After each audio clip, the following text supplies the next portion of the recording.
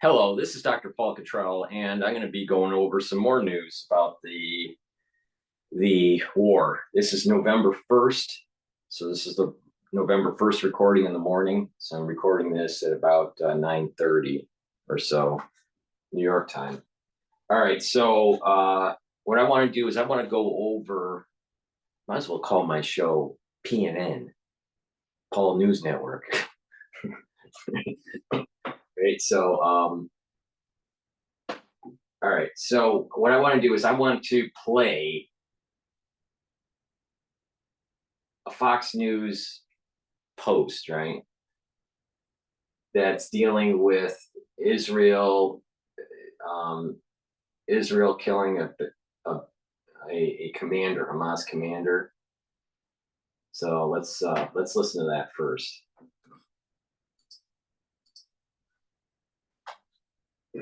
Fox News alerted Israel continuing to target Hamas hotspots in Gaza, but the ground fighting comes with a heavy toll. The IDF confirming that 10 of the soldiers were killed last night while fighting in northern Gaza. That brings the Israeli soldier death toll now to 12. All right, and right now, foreign nationals have been granted access to leave Gaza. This is great news. Through the Raa Crossing over in Egypt. That's right. There are about 400 people waiting to get out. Trey Yates is live in southern Israel with the latest, where it is 12 noon. Trey, good afternoon to you. Yeah, hey guys, good morning. I do want to start with those numbers from the Israeli military. They've confirmed an additional 10 of their soldiers were killed in battles with Hamas inside Gaza. That adds to the 2 they announced yesterday from a reconnaissance unit that were killed in similar battles. It really gives you a sense of what they are facing inside Gaza. In terms of the breakdown, these soldiers, some of them were killed by an RPG that was fired by Hamas militants. Others were killed by an anti-tank guided missile that was fired at an armored vehicle inside the strip. And so just... That's interesting because last week, it's trading time. That was interesting because the video I did last night, I was saying, imagine yourself, I was showing a picture, imagine yourself being one of these soldiers walking down these alleys and getting hit by snipers. You know, I was thinking the infantrymen getting picked off by sniper fire. But really what it is that they're targeting larger assets, all right? Probably because they don't want to target the infantrymen because it would reveal their position potentially. And which one's better, knocking out a soldier in the alley or down the street, or trying to knock out larger assets like tanks, right? So this is the problem, you know, with urban warfare. The same thing that we saw in Fallujah, you know, with the SEAL teams trying to clear it out, and they were having a lot of problems. This is going to be extremely deadly for the Israeli forces, the IDF, and this is the reason why carpet bombing and totally destroying the city is the best means, even though it's the most expensive and has the most casualties, the most collateral damage. Surgical, this is why people aren't paying attention. The unconventional warfare that was designed with biologics is exactly for this purpose. I don't think they've used it yet. Some people think they are using it. I don't believe that for a second that they're using it yet. Inside the strip.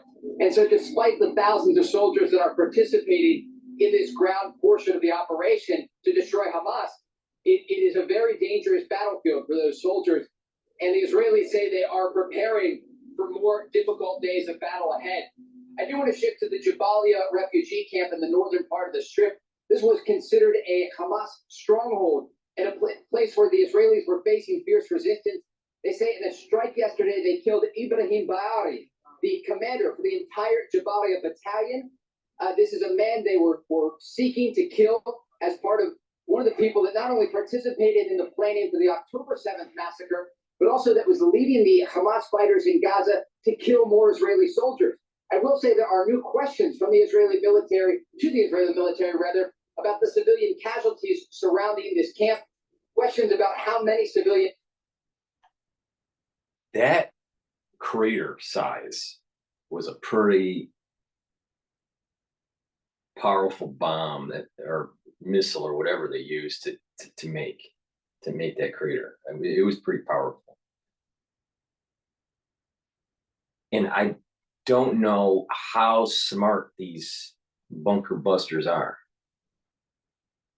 And they haven't been dropping a lot of these bunker busters, right?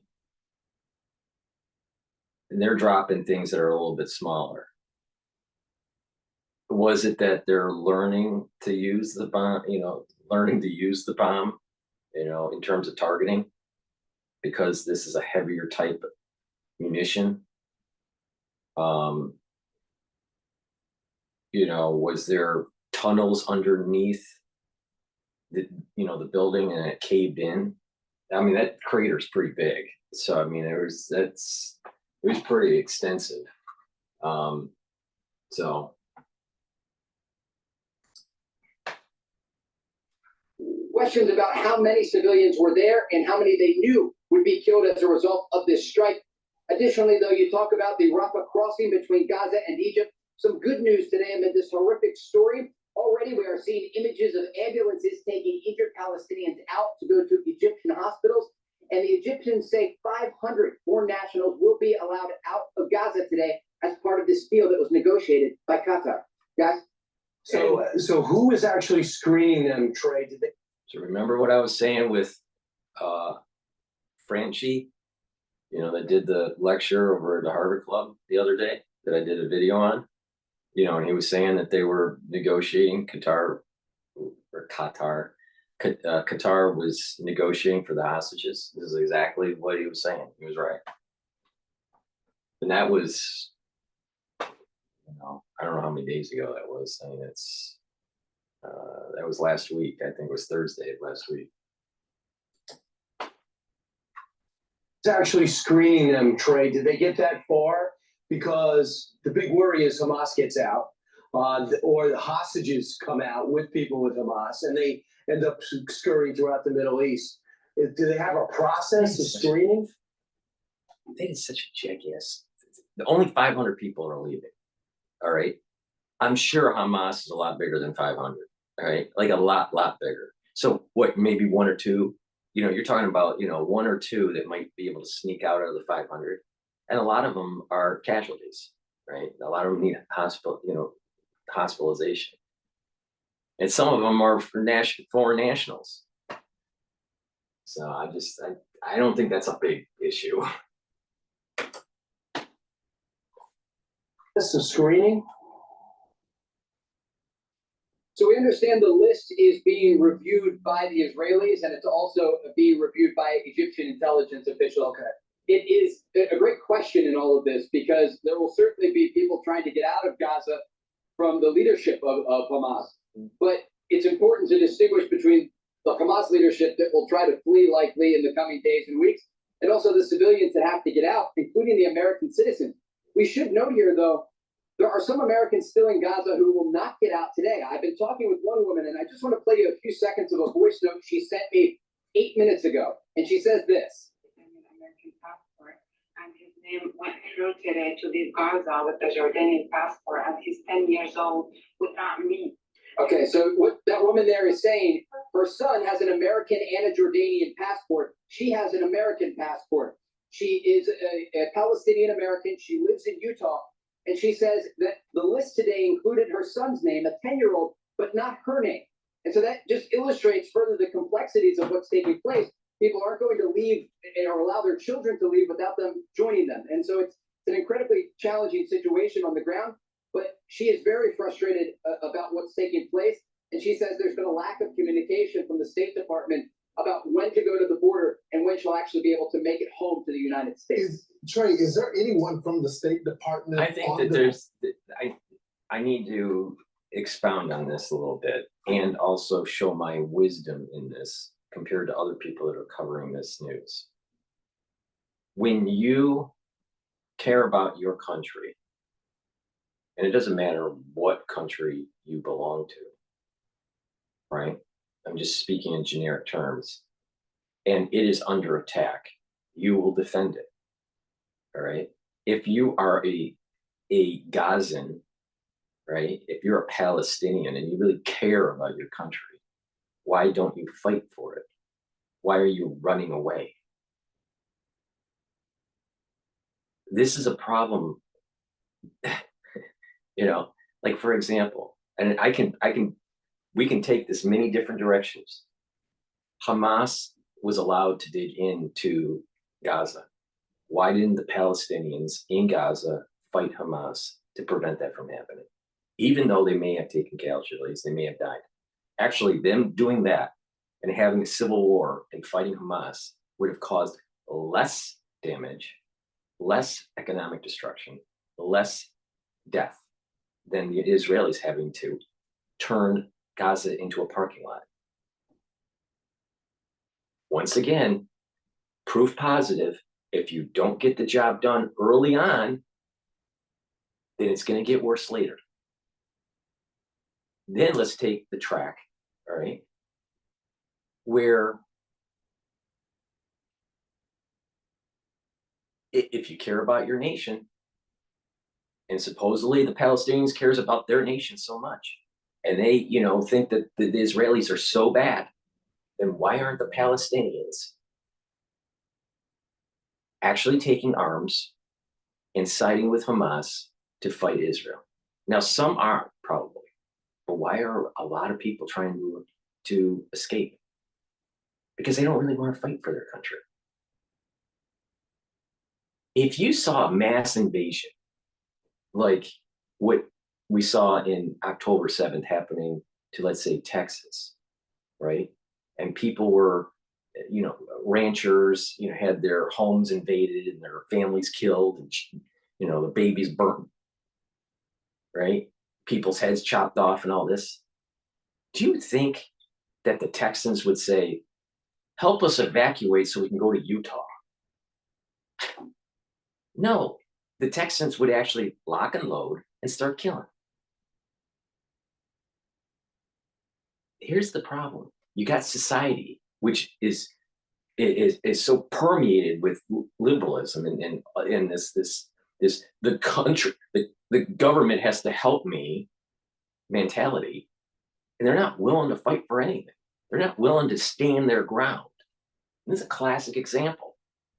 If they really want their country, fight for it. But instead, what they're doing is they're running away. And you see it even in America. You see it in the United States and how people are. It happened in the last crisis.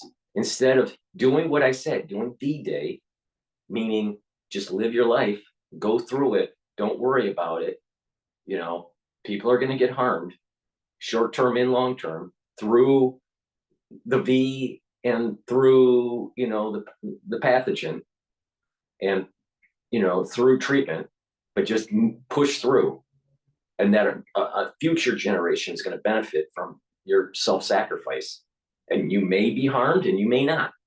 But the societal self-sacrifice is passing on to another generation, just like what the ones that hit Normandy did. But people don't want to do that because people are selfish.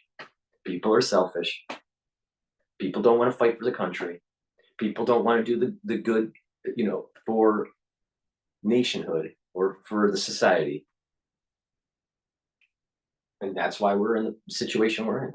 That's part of the reason why the divineness of this whole event that's taking place is punishing people in the way we all are. We failed miserably as a species, absolutely miserably. If you love your country, you fight for it. From the State Department on the ground. And let me take it one step further. A lot of people on social media saying, "Oh, don't take this, take that, take that." During the last crisis, right? Being generic, because I want this video to stay up. What did they do to make sure that the manufacturing capability of the unconventional warfare and biologics ceased. Nothing, nothing, nothing. Tens of millions of people whining and didn't do anything. Didn't take the advice of people that have superior intelligence, you know, compared to the rest of the population. They didn't do anything. They didn't listen. And you know what? Tough. There's actually a study that just came out of India that proves exactly what I said 4 years ago, what was going to happen. Just came out.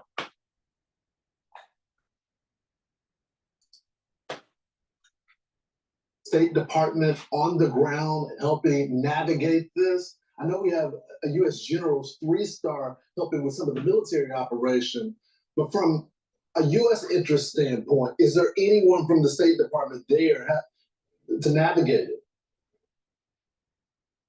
So there are people in Israel, but not in Gaza. And this is an important note because yesterday you heard the Biden administration sort of touting this idea that they've been talking with aid organizations inside Gaza to get more information about the Americans that are trapped there. The reality on the ground is that they have no one inside Gaza. There are American citizens that we've talked to over the past week that say they are running low on food and clean water. And many people, including the woman that I just played her voice message, she says she's been told by the State Department to go to the Raa Crossing multiple times over the past several weeks. She's gotten there, risked her life to go amid this active war zone, only to be turned around. And so this is a critical part of the story. And despite the fact that 500 foreign nationals are likely to leave Gaza today as part of this Qatari. And the reason why that is happening is because they only have a limited amount of people that they can evacuate. And if they don't get there early enough time, you know, if you're not early in the queue, you're going to miss your window and you have to come back. That happens all the time for evacuation. That today is part of this Qatari and Egyptian deal. It's not all of them, and there will still be American citizens trapped inside Gaza at the end of the day today. And they're ready to go. Trey, we couldn't take some sort of a ship or use, we have ships there. Could we not pick up these Americans that are there in the Gaza Strip area using the Mediterranean Sea?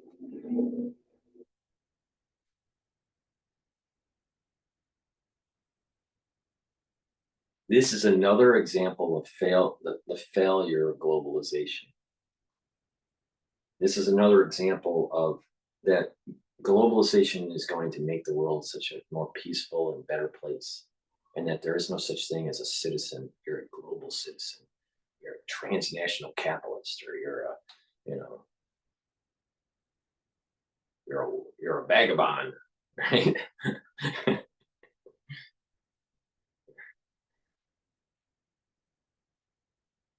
Localization is where the world is moving towards, not globalization. And you know, where should you stay depends on what country you are affiliated with. And I don't believe in the concept of a dual citizen. I think that you should be one or the other. You know, I don't believe in dual citizenship. You know, and a lot of Jewish people have dual citizenship between the United States and Israel. I just don't believe it. I just, which country do you have the most affiliation to, and that you support that country?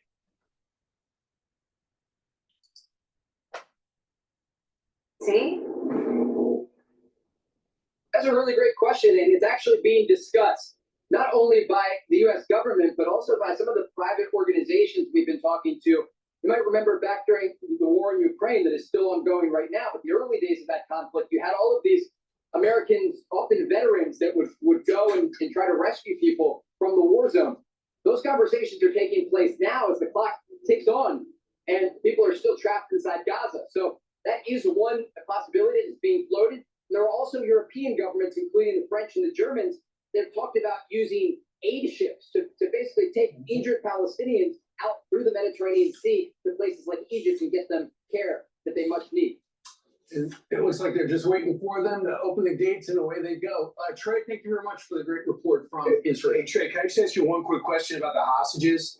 Is it true the American commanders are on the ground helping locate the 200 plus hostages, many of which are Americans? The New York Times has that story. Some others are running with it. What do you hear? I want to be really careful with this question only because we have some agreements with our sources about what's taking place, but I can tell you there is a broad effort on the ground to try and get those hostages, especially the American citizens, out. And if I could just for a moment describe a conversation I just had about an hour ago. My team and I went to an area to interview the family members of two people that are being held hostage inside Gaza. And they say they are so worried that the hostages will be forgotten about. And this mother was talking about her son, and you could just see in her eyes the fear that her son will be forgotten. And so it's an important question, and one we should remember. There are still 240 people being held by Hamas inside. I understand the mother's concern about her child. That's just motherly instinct. But this event is far bigger than her child. The hostages should not be a determining factor on what the Israelis, the IDF, the overall war plan should be and how to execute it. You might as well assume that the hostages are already sacrificed in this operation, in this war. If you can get them out, great, that's a bonus. But they should not be a determining factor. And this is this is exactly what the terrorists want. For a bunch of liberals that want to just save life and not kill it, right? Kill off the problem. They just, we have a military that just went, how many lives can we save? So we can have another medal on our uniform. How many lives can we save and not win a war, not get the job done, be able to, take American taxpayer money decade after decade after decade and still, go to Congress and say, we need more appropriations so we can, defend America. And they can't win a fucking war. Forget about the hostages. Fucking kill the enemy.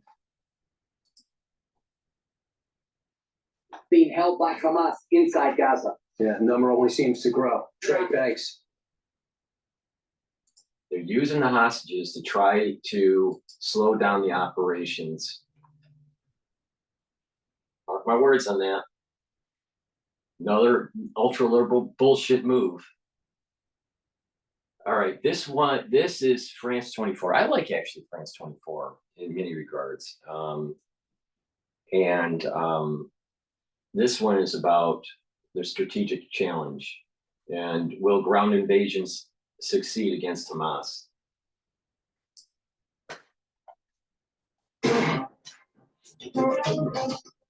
Hello and welcome to Middle East Matters on France 24. I'm Nadia Massi. In the show this week, as Israel's ground war gets underway in Gaza, we look back at previous military operations in the enclave. Did they achieve their aims, and at what human cost? And with the death toll in Gaza soaring, we'll ask what victory might look like in this conflict. Can Hamas truly be defeated? Welcome to the programme. This week, the Israeli bombardment of Gaza is intensifying and the ground war has begun as well. The stated aim by Israel is to destroy Hamas in response to the October 7th attacks on Israeli communities. However, this is, of course, not the first time Israel has fought a bloody war in Gaza in an attempt to quash the militant group. So, what happened in those previous battles? And might any lessons be learned? This first report by France 24's Leo McGuinn. Now, again, I haven't seen this video, so we're doing this, off the cuff, right? The Israelis did not go all the way, and there's the problem. If we did half-hearted moves, let's say in Dresden, you really think that we would have been able to plow through Germany like we did? Of course not. This is the problem. We got a bunch of generals and the UN and politicians that are afraid of the news and how it may hurt their political scheme of things.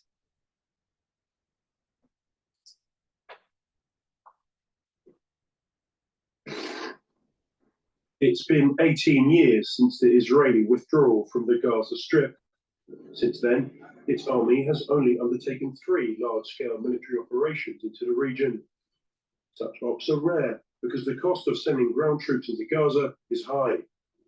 In 2006, Israel launched Operation Summer Rains in response to the kidnapping of soldier Gilad Shalit, who had been taken hostage by a Palestinian commando. For the first time, the Israeli army launched a military strategy that would be repeated many times over the years. First, Gaza was bombed en masse before almost 3,000 soldiers were deployed into the region. The operation lasted 5 months. Dozens of Hamas officials were arrested, with the Israeli army suffering very few casualties. But strategically, it was a failure. Shalit was not released and would not be until 5 years later, in exchange for 1,000 Hamas fighters. The second operation began in December 2008. Israel. You see a pattern with Hamas. You know, they love taking the hostages.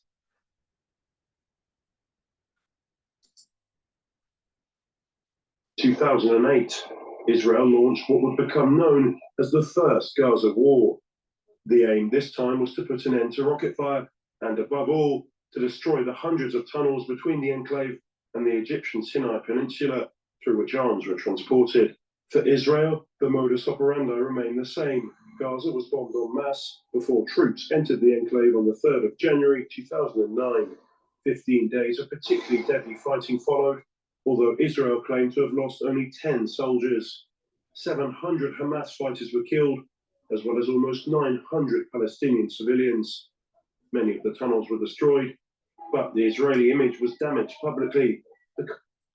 So 2006, casualties on both sides, not as great. 2008, casualties climbing. Again, we are doing this together. I have not seen this video, but it just proves my point that I've been saying on about 5 different videos. If you don't get the job done, it's going to get worse and more people are going to die. And this is going to go unconventional, either radiological, chemical, biological, or all 3. And it's going to become a larger war. And because now the problems that we have with China and with what's going on in Ukraine and Russia, this is going to be a 3-front war. And we don't even have the oil to be able to sustain a war because we have a stupid president that actually released it to try to bring down the gas price. But, it just so happened that on the futures market, they sold those barrels of oil to China. We have politicians that are fucking absolutely fucking stupid and they don't care about you. I am almost never wrong. Almost. On really, really, really, really big things. And I'm telling you, if this doesn't get solved now, the whole fucking world is going to be up in flames.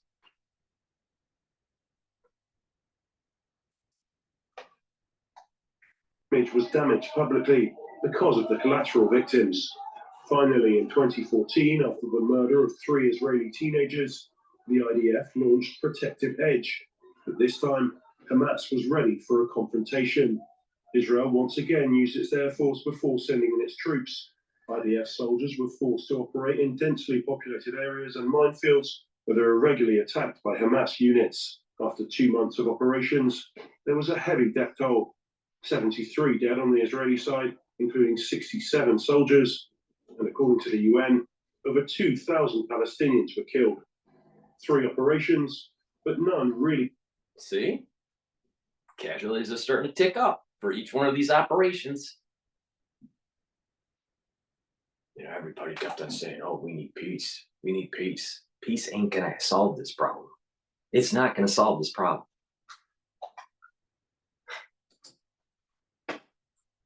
Operations, but none really decisive against Hamas. This time, Israel says it's determined to destroy the organization, even though it's holding many hostages. Well, listening to that report was Bilal Saab. He's the director of the Defense and Security Program at the Middle East Institute in Washington, D.C. He joins us on the program from there. Before, these fashionable individuals on the show start speaking, casualties started to tick up. Mowing the lawn only helped a little bit into bringing down hostilities for a short amount of time. So the strategy failed, but you also have that component that you have the UN and the United States getting involved in tying the hands of Israel from actually getting the job done. Get the job done and stop worrying about the humanitarian side of this, because it's gonna get worse. More civilians are gonna die if you don't get the job done. This is exactly the same analogy to cancer. You get the cancer out early and the patient fares a lot better. But if it starts to spread, if it starts to affect other organ systems, it's a lot harder to treat. And the patient may die. This is the same thing. Our society may die because we're not doing the right thing.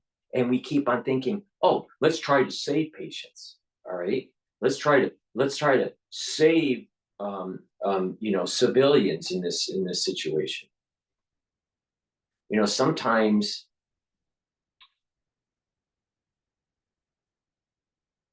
Sometimes the death and destruction short term is actually a lower cost of human suffering compared to kicking the can down the road and this thing getting worse. That's not always the case, but in this case it is, right? The US tying the hands behind Israel's back is a big part of why this is happening. A big part. And this is another reason why the United States is being tested to see if we're going to do the right thing now. We're all complicit. We're all at fault. Everyone listening, the crisis that's going on in the world today, we're at fault, all of us. Not to the same degree, but we're all at fault. And some of us will get a blessing, and some of us are going to get a curse, depending on where you stand on supporting certain sides and where you stand on trying to solve the problem. It's the same thing. Did we shut down the BSL labs? No. Did DrPaulCottrell say so in 2020? Yes. Is the world moving towards absolute destruction? Yes. Risk for unconventional warfare, especially with biologics increasing? Yes. See? It's a very simple idea. Solve the problem before it becomes a bigger problem.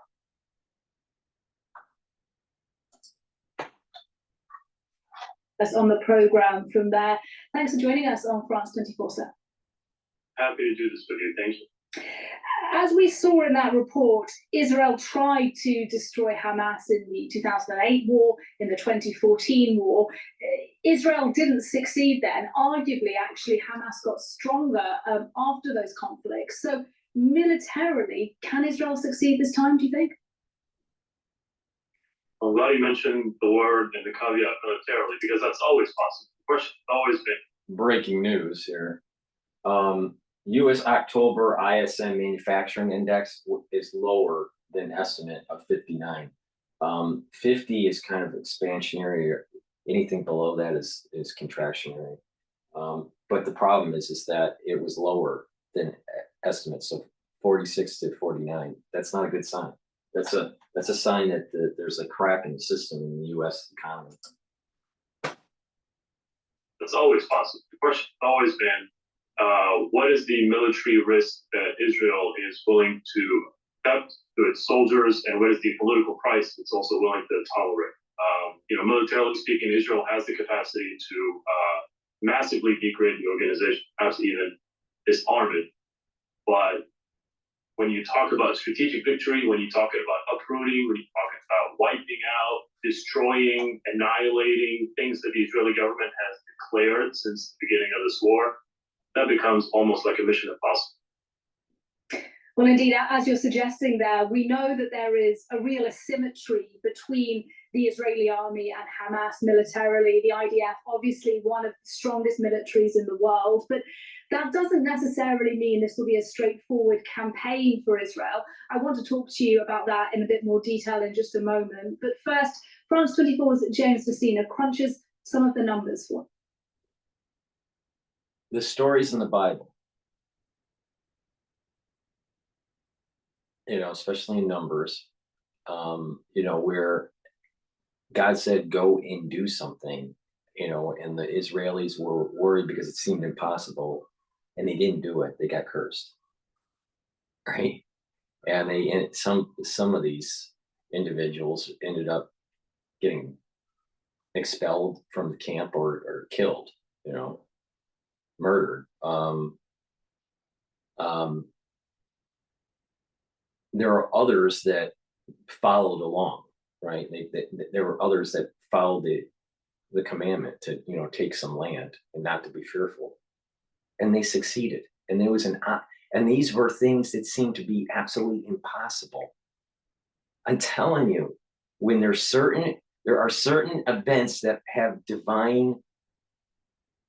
a divine presence in it, and you have to just keep on moving forward, and you don't live in fear. The other side, the serpent, or the different societies will use different terminology, the serpent or Satan or the great prosecutor, they live on fear. But if you aren't fearful, they lose control of you. So we have a big part of the society, they're fearful of the hostages, the life of the hostages. Okay, I mean, it's understandable. But that fear is a opening door for the serpent. That fear slows down your ability to take over the negative, to control the negative. So it's gaining power if you fear something. When you don't fear it, it loses power on you. So, and the serpent it's cunning. It's very cunning, and it's very, it's not so obvious, right? And we may hear people that are super smart, or that have a well-polished thesis of a particular policy, right? But if there is an element of fear to prevent you from solving the problem, then it is a mechanism, it is a tool that the serpent is using. Okay? And I think people understand what I'm saying, but the serpent or the great prosecutor, they will try to get the society in a fear mode. All right. And individuals that take hold of that fear, right, and they allow it to seep in, they'll lose control over the great prosecutor.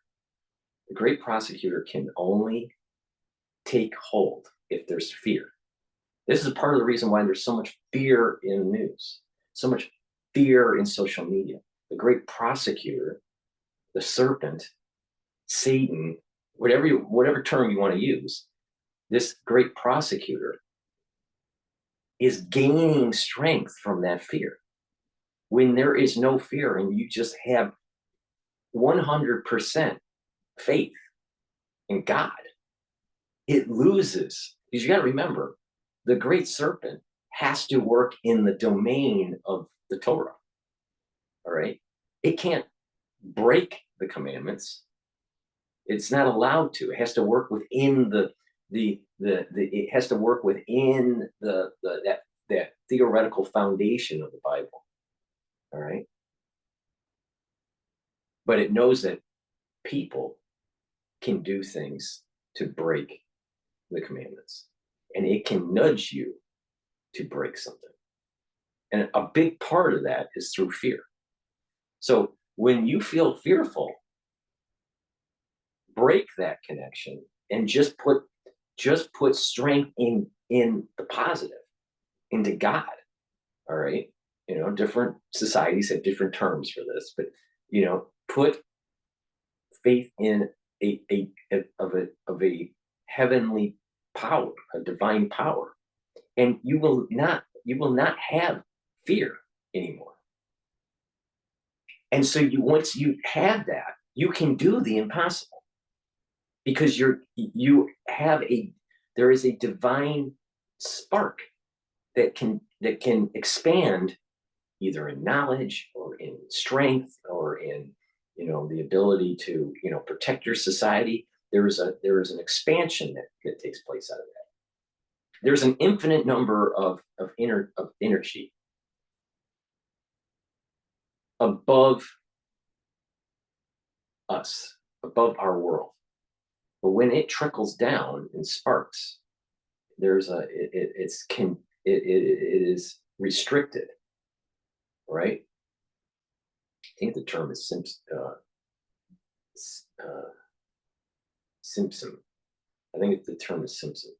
But the thing is that this infinite energy,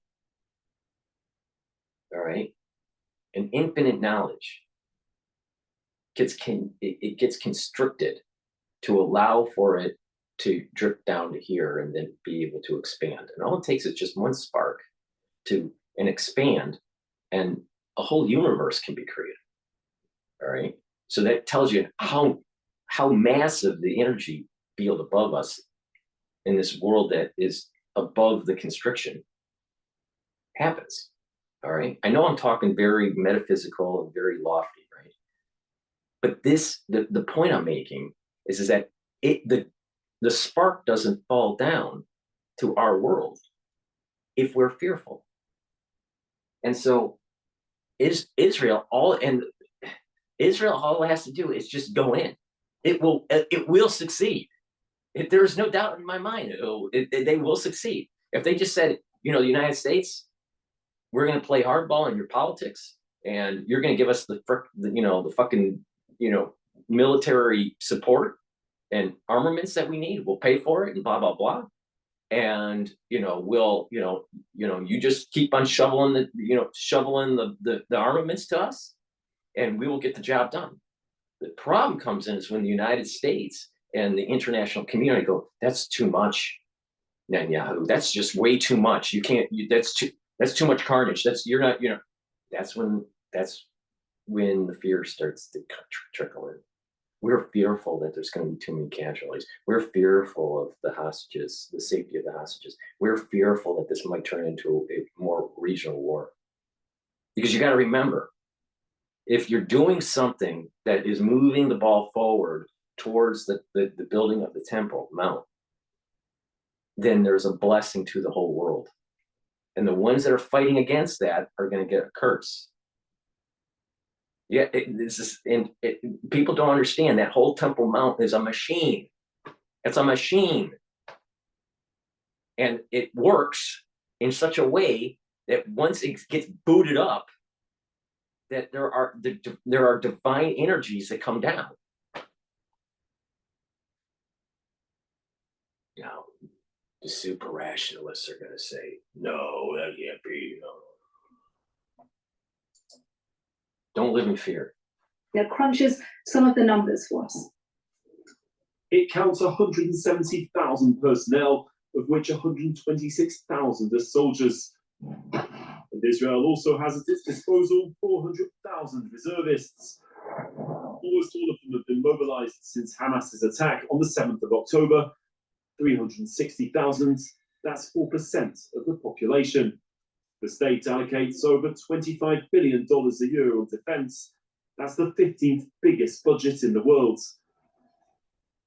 Among other things, it allows them to maintain 1,300 tanks and armored vehicles, 345 fighter planes, as well as drones, submarines, and its famed Iron Dome defensive system, which is considered one of the most effective on the planet.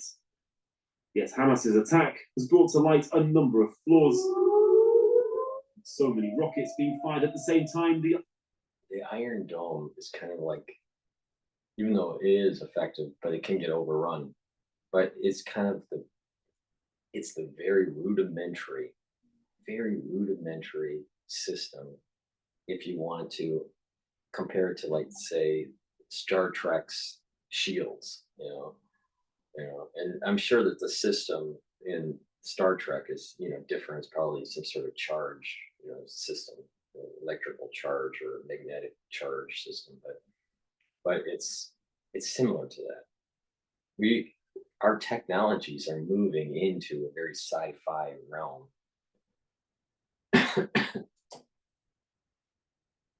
rockets being fired at the same time, the Iron Dome failed to intercept them all. Israel is known for having a pound-for-pound, very effective military. They're known for having one of the best intelligence services in the world. I think that's still true, but you got to call a spade, and this was a massive, costly failure, and Israel knows that. And while Hamas's overall strength doesn't come close to Israel's, the group has grown with time. The terrorist organization manufactures many of its rockets and kamikaze drones within the Gaza Strip, with financial backing from Iran. Israel believes Hamas has a total stock of 30,000 rockets. Other weapons and materials are believed to be smuggled in. Another insight that some people may not have that I think is unique. You heard the term kamikaze in this broadcast, and how Hamas is using, kamikaze weapon systems to be able to be more effective. Well, that term was used in World War II. And in World War II was, the deployment of radiological weapons. And it was the kamikaze pilots and the suicidal tendencies of the military, to, try to inflict as much damage as possible, that led to the war planning and the concern, if there was a ground invasion on the main island of Japan, that there would be so many casualties that a weapon of mass destruction would have to be used. Now, historians, question about the actual effectiveness of that plan, that Japan may have been starting to fall, just before, the Hiroshima bomb, and that conventional means may have been able to push them over the edge. But that's a debate in the historian circles, right?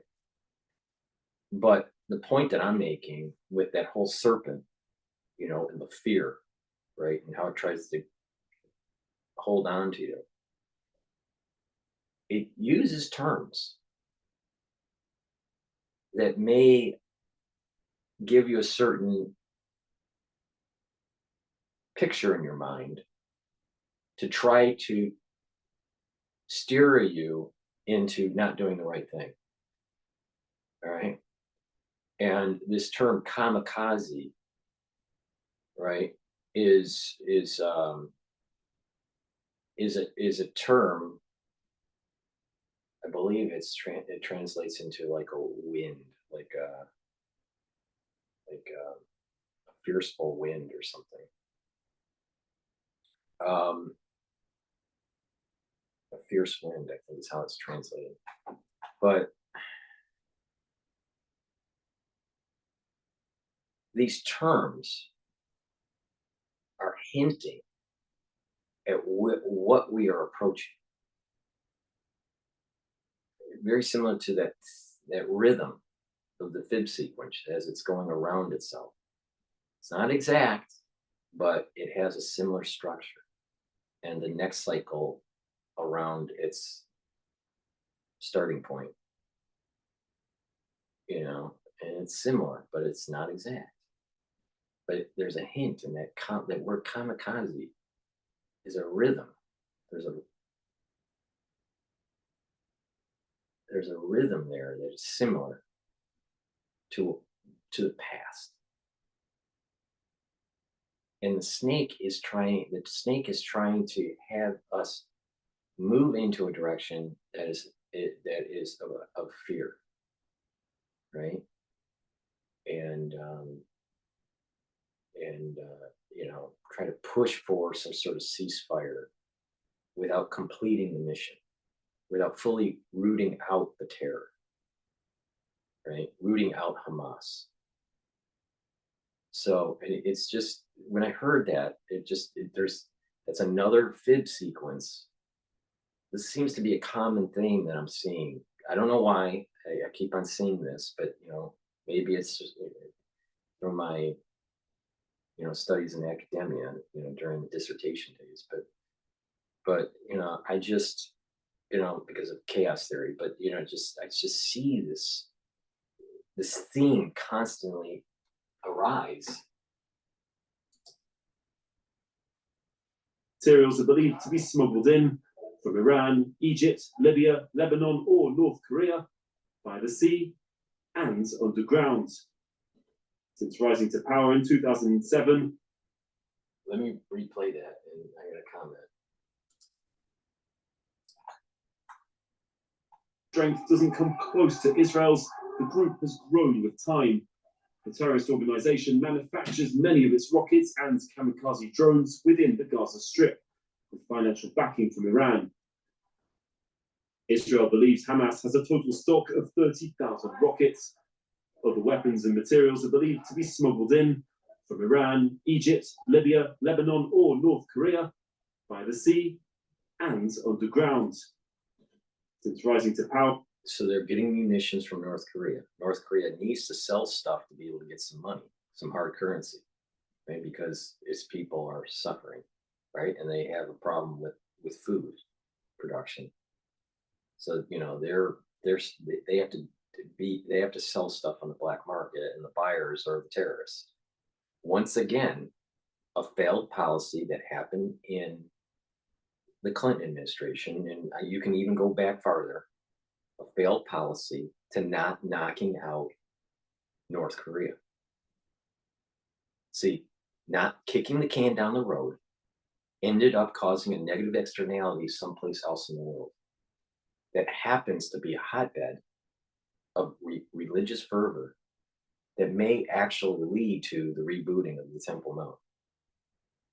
You know, it's just solving the problem before it metastasizes and causes other externalities that you can't even plan for is the best policy. That's why I kept on saying the last crisis that we just went through, shutting down the capability of weapon development in biologics. If you don't do that, another thing's going to be released. Another thing is going to be used on the battlefield, and it's going to get worse. The people that wanted to be deniers of pathogens, right, didn't want to do anything about that. They wanted to be just anti whatever. Stupid. Just about everything I've been saying for the last 4 years is starting to come out, to start to show and evolve into a world conflict.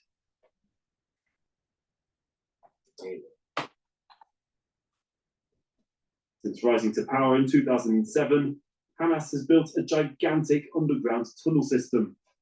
They have a town underground that they are in control of, not the Israeli army. Hamas have the upper hand underground. Israel has the upper hand from the air, but boots on the ground means fighting Absolutely agree with underground. that. And it's not going to be easy. An underground network that causes a tactical headache for Israeli forces, complicating any targeted attack of the terrorist organization. Well, still with me is Bilal Saab. And Bilal, it seems that the Israeli ground campaign for the moment is concentrating on Gaza City in the north of the enclave. We know it's a densely populated area. We know it's full of civilians. So this is going to be urban warfare, isn't it? It will be bloody. In fact, it already is. What's your sense as to how this battle will shape up now? Not just urban warfare, it's also going to be a subterranean warfare because they have to deal with the tunnels. This is where Hamas is keeping more than 200 hostages. So there's going to be that component to that fight, which adds an incredible layer of complexity of objectives. But I've sensed over the past couple of days some kind of shift in tactics on the part of the IDF. I think we're now looking at a much more limited set of objectives as opposed to what was declared initially. Looking at something a little bit more surgical as opposed to a full-fledged ground invasion. And I think the logic there is compelling. Frankly, on the one hand, it reduces the risk to the IDF soldiers inside those tunnels. And then, of course, you could reduce collateral damage if you do more surgical strikes. And we can get into those in detail. That is the surface reason. Mass consumption reason. Less casualties for the IDF. We're going to have we're going to have our limited invasion, half war. Remember what I was saying about people are going to start using the term and the thought process of half war? Well, he just mentioned it. All right, he didn't use the term half war, but this is half war. All right, half war is on the surface they're telling the people that are listening, right, that it's going to reduce the casualties of the IDF and reduce the casualties for the civilian population. The problem is that it doesn't root out Hamas, doesn't root out Hezbollah, and it doesn't knock out Iran. So this is going to rear its head again, just like they were playing, the montage at the very beginning of this video. It's going to get worse. But the consumption story, the mass media consumption story is half war because we have to bring down the casualties for the IDF and for the civilian population in Gaza. The real story is the United States is running out of ammunition. The United States doesn't have the armaments for a sustained battle in the Middle East, let alone a potential three-front world conflict. That's the reason. And the United States presidential election is coming up in 2024 in November. This thing is going to be months, in terms of military operations, probably years in terms of trying to rebuild and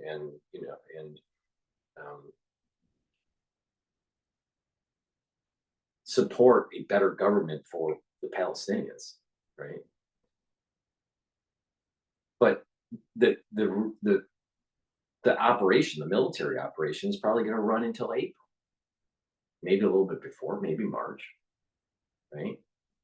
And that will give some time for it to abate, have this harmonic dissipation in the memory, and the Democratic Party can say, we helped with the ceasefire, even though it's failed liberal policy that gutted the American military. That's the real story, not this bullshit story that he said.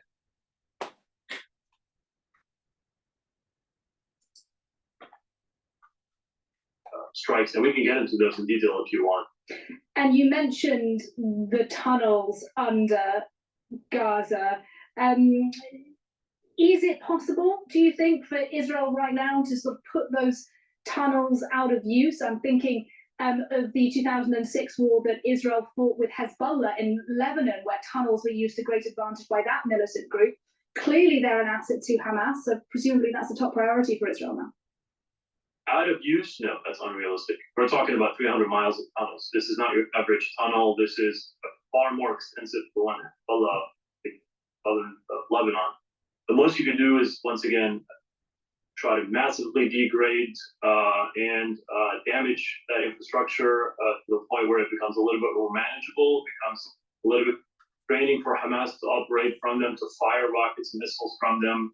But no, there's certainly no way, at least cost efficiently, to completely destroy that entire tunnel infrastructure. They've tried over the years to degrade it, them and the Egyptians, but they've realized that it's just so packed and it's multi-floor and it's tight and it's deep that there's just no way that you can completely take it out. You've been talking a bit about Israel's objectives and That is why you have to kill the individuals using the tunnels. There's 20,000 Hamas, according to this report, combatants, right? They have to, I'm telling you, they have to Dresden this.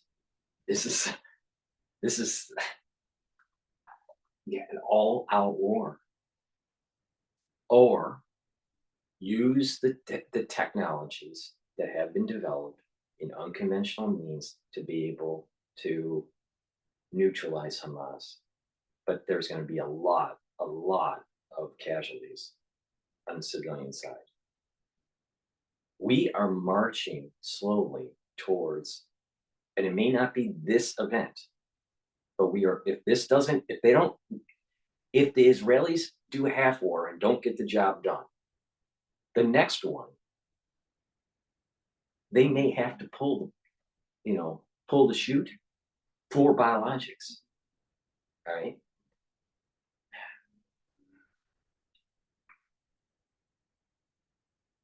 It is starting to, over time, there seems to be some evidence to suggest that different populations, because of their ethnicity, have different reactions, positive and negative, to the V. All right. And those differences can be used and manipulated.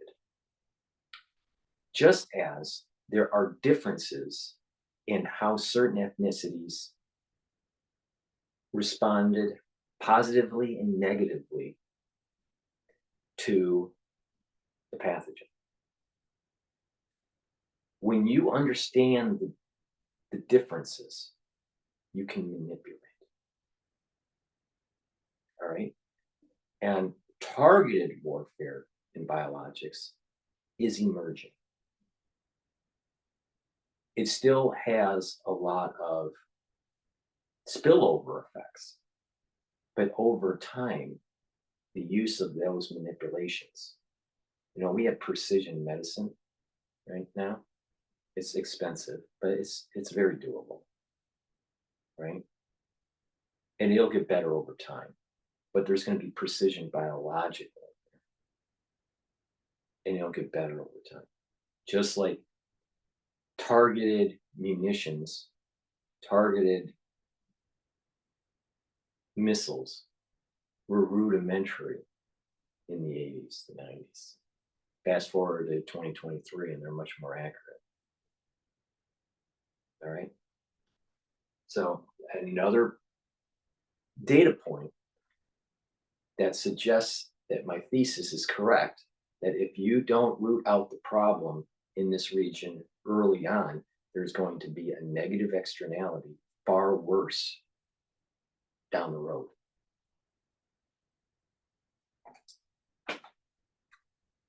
Israel's objectives and strategy. I'm really interested that you think that potentially Israel's goal here is changing a little. But let's talk about the strategy of Hamas. So, Israel says, I'm sorry that I keep on going back and forth. Crude oil inventories rose 773,000 barrels. So that would mean that oil should be trading lower. Now, this is interesting. I think that there's market manipulation out there in general, right? But there's definitely market manipulation in the oil market. I think what's happening is the U.S. is creating a deal with Saudi Arabia, where they're basically, you keep on pumping get the barrels up. You may not have to announce that you're making more, production, doing higher production, but get the barrels up so it will lower the price of oil. So the cost to run the war will be less.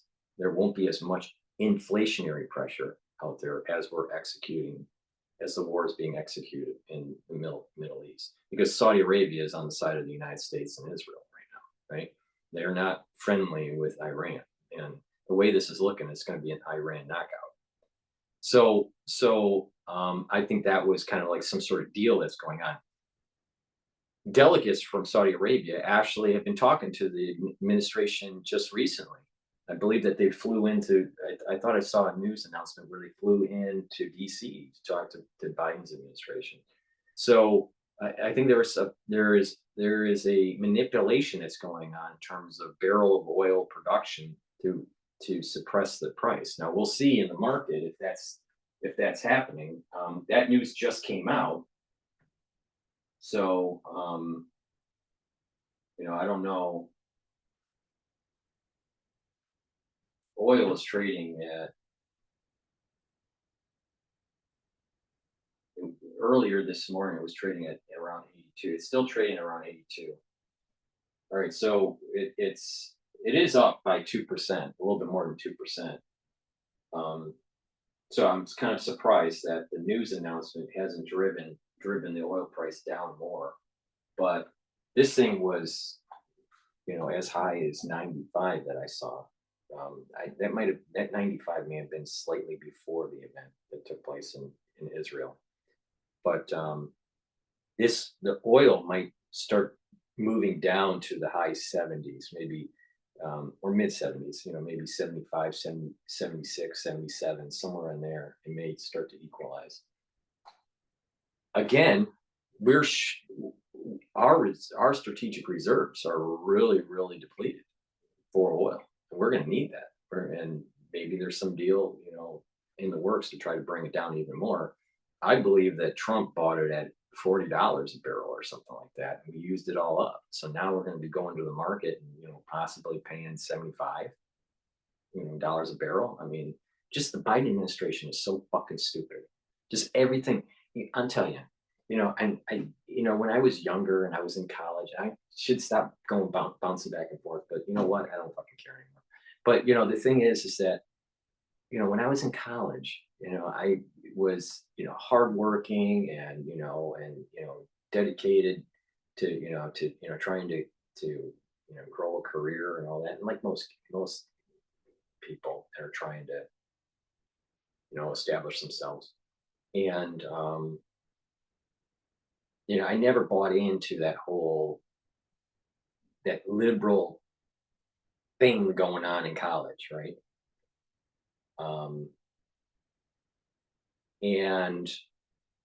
But I wasn't like overly conservative either. I was just, I was more middle of the road, didn't care kind of person, right? But over time, especially when moving to New York and seeing the contrast of the Midwest mentality of just hard work and trying to, and trying to, just be an American, right? Right? Just that work ethic of the Midwest, right? Versus this ultra liberalism. Now, even Michigan is a blue state, but usually, I mean, it votes more Democrat because of the whole unions and the automotive industry and all that. But there are sectors that are red within the state. So I was Republican, and but not neocon, right? Even though some people would classify me now in this realm as a neocon, but that's fine. I don't really fucking care. But at that time, Michigan was, there were pockets of red, but a lot of blue, and the state usually went blue. right? But I never really saw that ultra liberalism. But again, it's a different generation. It's Gen X, right? Now you fast forward, you know, being in New York, and it's just there's so many liberals and there's so many ultra liberals, and the zeitgeist, right, has changed for generations and through the decades, right? So there's this zeitgeist, and I am just so repulsed by this ultra liberalism because I'm seeing that a lot of the problems that are happening in the world and in the United States is because of this ultra liberalism. And that's why I'm so negative towards the ultra liberals, right? Because they're causing a lot of externalities, right? So that's a tangent. All right, so let me continue on. I apologize. I'm going bouncing around like some sort of racquetball. Hamas. Israel says Hamas uses human shields. That's one of the reasons they say why so many Palestinians have been killed so far. What do you make of that? Is there evidence that that is Hamas's tactic here?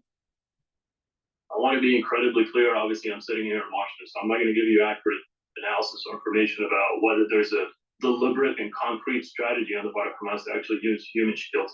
But it almost doesn't matter because you still end up with collateral damage. You still end up with loss of civilian life on the part of Palestinians in many ways because of the way Hamas fights. Whether they do it deliberately or by default, it doesn't matter.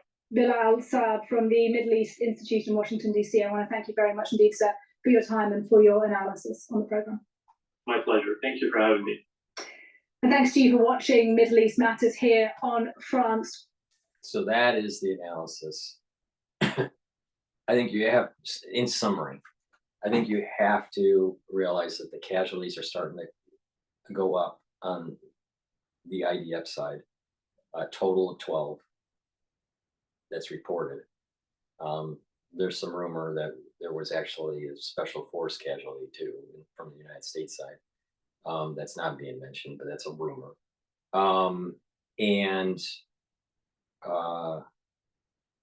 This is going to get more bloody. And I am concerned of half war because it's kicking the can down the road and it's not doing the right thing. And I'm telling you, this event is bigger than other events like in 2006 and 2008. And I think the other one was 2014. There's an alignment, spiritual alignment that took place last Rosh Hashanah through Simchas Torah. And there seems to be a divine judgment that has been casted on the world, right? And that we're all being tested. And depending on how we perform in that test depends on if we are going to be blessed or not. Now, that is a very lofty concept. Now, the nuts and bolts of that basically means this. If you side on the terrorist side, if you side for Hamas, and if you side on Islamic Jihad, you're on the wrong side. If you are anti-Israeli, anti-Jew, anti-Christian, then you're on the wrong side. If you are trying to support Israel, trying to support a move towards a more conservative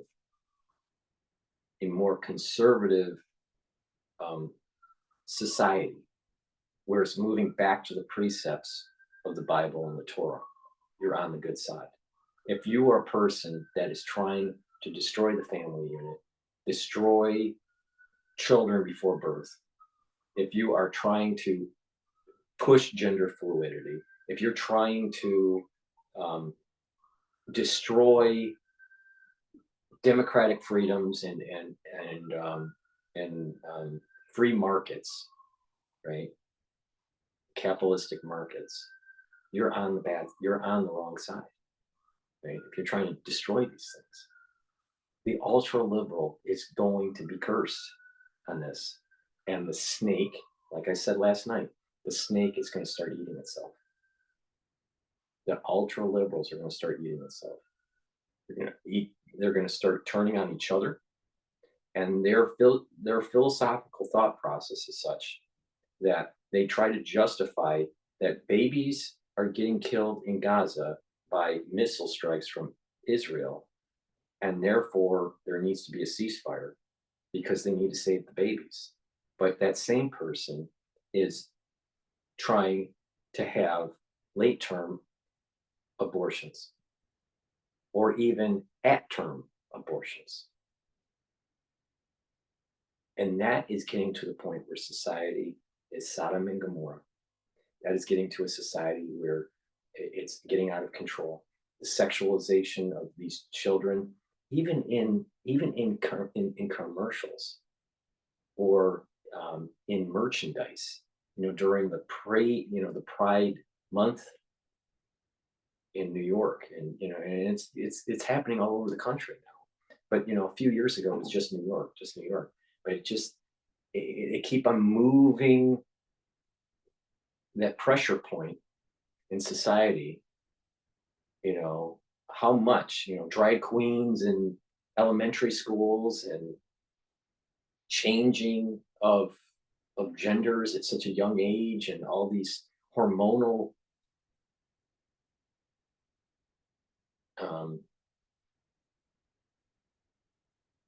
inhibitors that are being given to children for gender reassignment.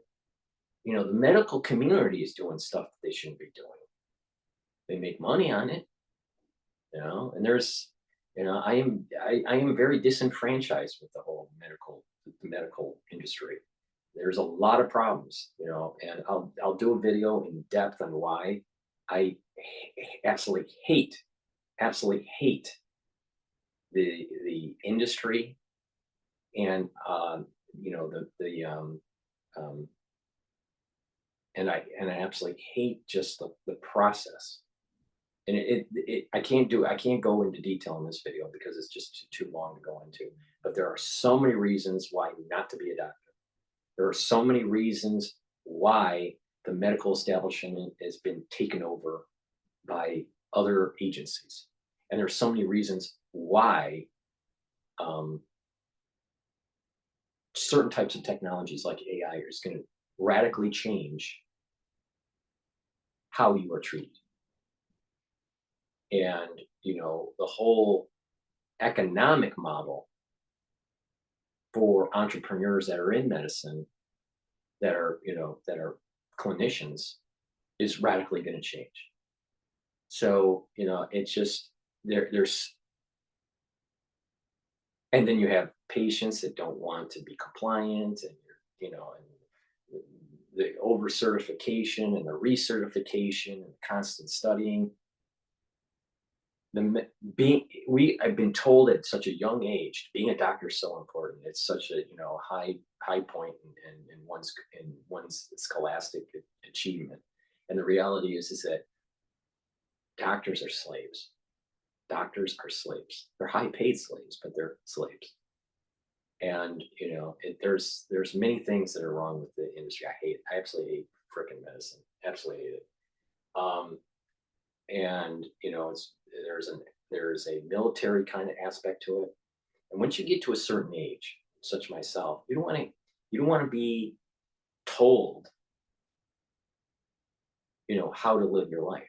You don't want to have schedules that are so discombobulated, where it's 8 to 5 on one day, and then the next day it's 2 in the morning to until 10 a.m. the next day.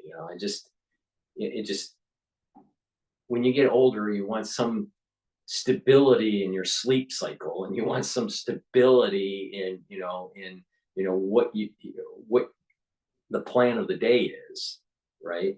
And it's just and honestly, there's too many problems with insurance and the legality of it. It's just there are more negatives on being a doctor and the whole medical industry, then there are positives. Then you add in the components of, certain medical establishments were complicit in the crisis that we went through, and the hiding of data and and that sort of thing. But just the medical industry just sucks, absolutely sucks.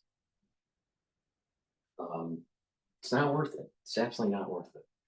So that's my take on things. The liberals, the ultra liberals, their solution to the problem is making the problem worse. So that's my take on it. Please subscribe to all my channels. I have 3 YouTube channels. The links are in the description of this video. I also have Rumble, Bitchute, and Brighteon. So click those links and make sure you subscribe to all 6 channels. Please help support my news coverage by donating, especially if you're a overseas watcher. I have a lot of foreign viewers, and they can't buy my products in my store. So a great way to support my work is to donate. So on my website, the-studio-reykjavik.com, you can donate on the homepage at the very bottom through Stripe or PayPal. You can also donate through Buy Me a Coffee. So that's a great way to support my news coverage. You can also subscribe as a paid subscriber on Patreon, and that will help to support my news coverage. Go to my store, the-studio-reykjavik.com. Link is in the description, and purchase some of the health products that I offer. I have been focused on an anti-aging protocol for a long, long time. And that over the decades, certain things have come onto the market that have been added to what I do every day to improve my health and boost up my immune system. And then on top of it, the ability to kind of know what's going on with my body and how supplementation has slowed down the aging process and healed certain things like arthritis when I was in triathlons. But also the knowledge that I gained through my medical studies. So it just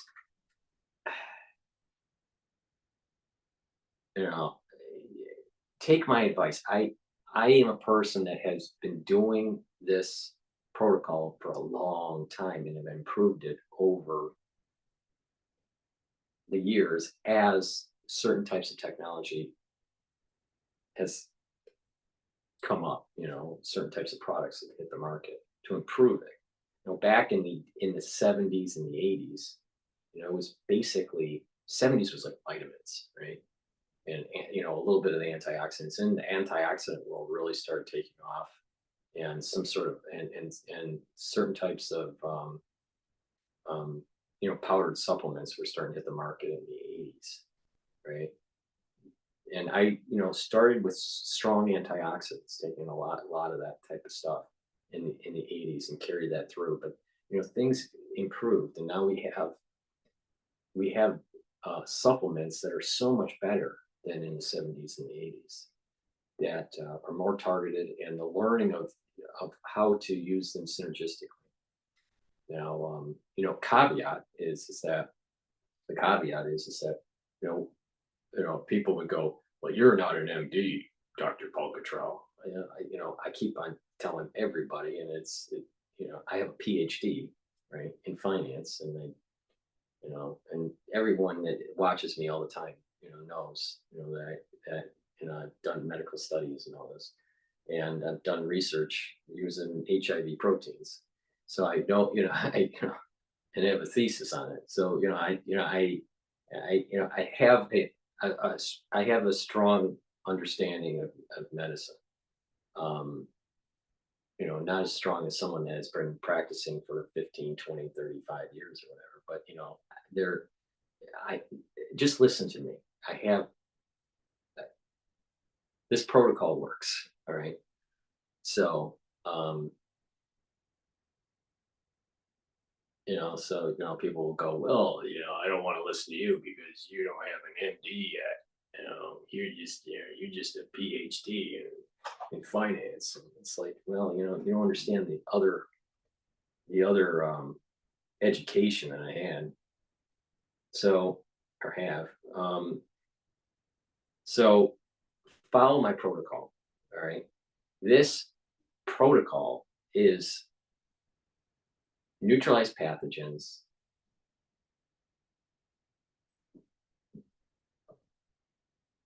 reduce inflammation, and bring down reactive oxygen species. And how do you do that? You get silver solution. All right. This structural nano silver, right? Health Max 35 is something I take every day with a teaspoon. All right. It's a liquid and you just swish it in your mouth, neutralizes the pathogen. You gargle with it for about 20 seconds, right? And then you swallow it. So what's happening is it's neutralizing the pathogen and it's maintaining that mucosal barrier that you need. Like I mentioned before, strong antioxidants is another pillar of the anti-aging protocol. C60, I sell it in avocado and coconut oil.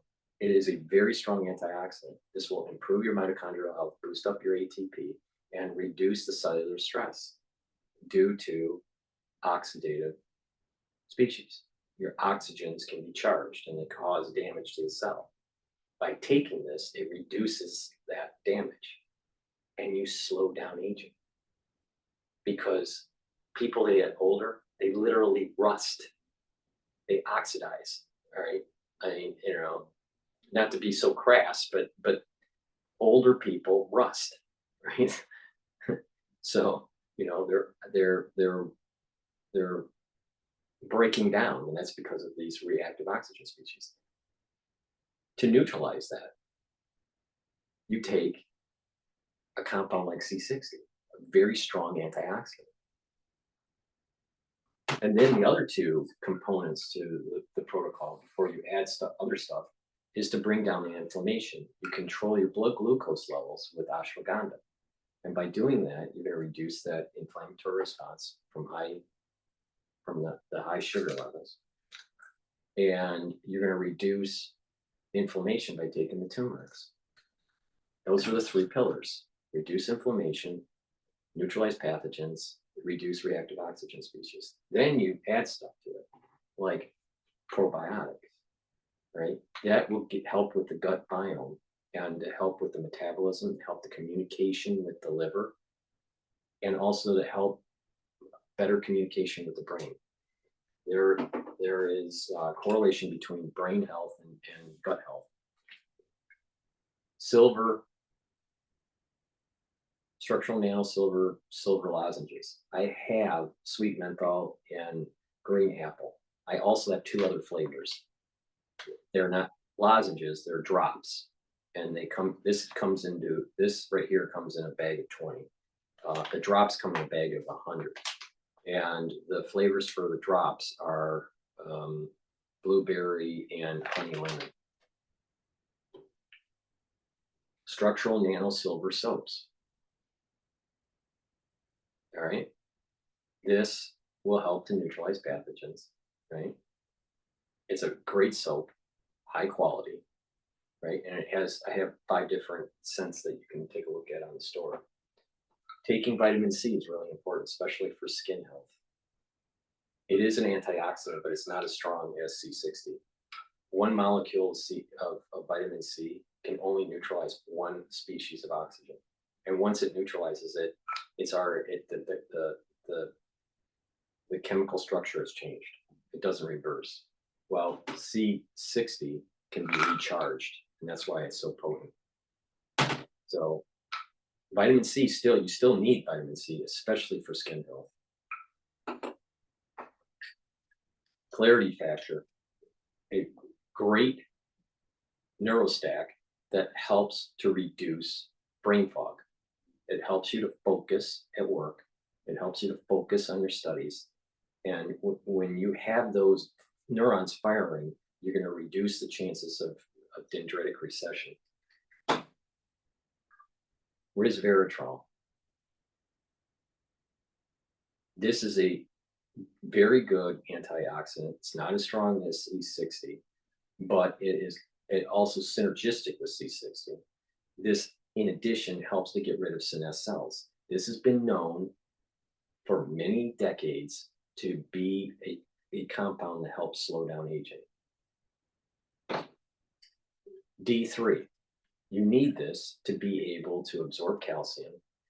Our society, because we're not outdoors, we don't get enough D3, right? Especially during the winter months. We need D3, not just for calcium absorption, but also for gene expression. If you're low on D3, you're not getting the proper gene expression, and therefore the cellular processes are not working as well. They're subpar. In addition, it gets rid of cells that need to go into apoptosis. I wonder why D3 was so important during the last crisis. Because some of the mechanisms of the V prevented cells from going into apoptosis. Oh, I wonder why taking D3 was so important while taking the V. I wonder if Dr. Cooey could explain that one.